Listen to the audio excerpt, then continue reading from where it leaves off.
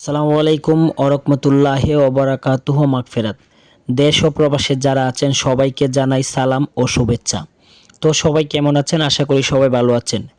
Gausia committee Bangladesh Kalika প্রসাদ union শাখার উদ্যোগে গত মাস থেকে শুরু করে এই মাসেও দ্বিতীয়বারের মতো মেহমানখানার আয়োজন করেছে গাউসিয়া কমিটি। উক্ত মেহমানখানায় দাওয়াত থাকে কালিকা প্রসাদ ইউনিয়নের প্রত্যেকটি গ্রামের সুবিধাবঞ্চিত মানুষের।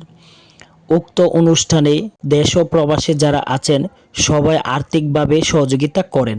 উক্ত অনুষ্ঠানে খাবারের আইটেম থাকে গরুর মাংস, মুরগির রোস্ট, পোলাও, ডাউল ইত্যাদি আরও অনেক ধরনের খাবার থাকে। উক্ত অনুষ্ঠানটি করতে গিয়ে গাউসিয়া কমিটি বাংলাদেশ কালিকা প্রসাদ ইউনিয়ন শাখার সদস্যবৃন্দর কাছে জানা গেল, দেশ ও প্রবাসে যারা মানবতার ফেরিওয়ালা আছে তাদের কাছ থেকে আর্থিক উৎসাহ পাওয়া যায় বা আর্থিক উৎসগুলো আসে, যার কারণে গত মাস থেকে শুরু করে প্রতি মাসেই তারা এই মেহমানখানার অনুষ্ঠানটি করবে জানা গিয়েছে।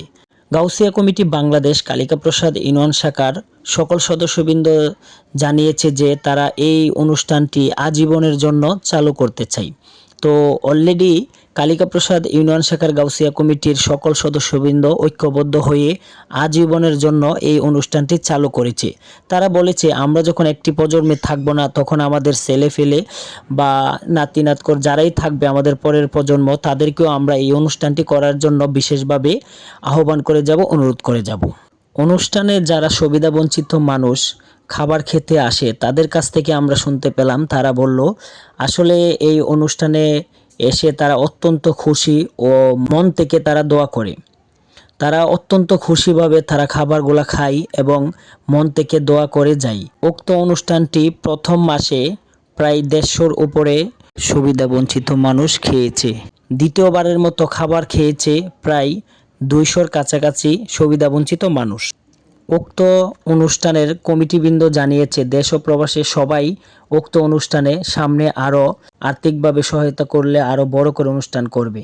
উক্ত অনুষ্ঠানের জন্য কালিকা প্রসাদ ইউনিয়ন সহ ভৈরব উপজেলা, কিশোরগঞ্জ জেলা পর্যন্ত বাংলাদেশের অনেক মানুষের সাড়া পড়েছে পজিটিভ দিক দিয়ে। দয়া করে সবাই আমার পেজটি ফলো দেন ও নিত্য নতুন খবর পেতে সবসময় আমার সাথে থাকুন। সবাইকে ধন্যবাদ। সবাই ভালো থাকুন, সুস্থ থাকুন।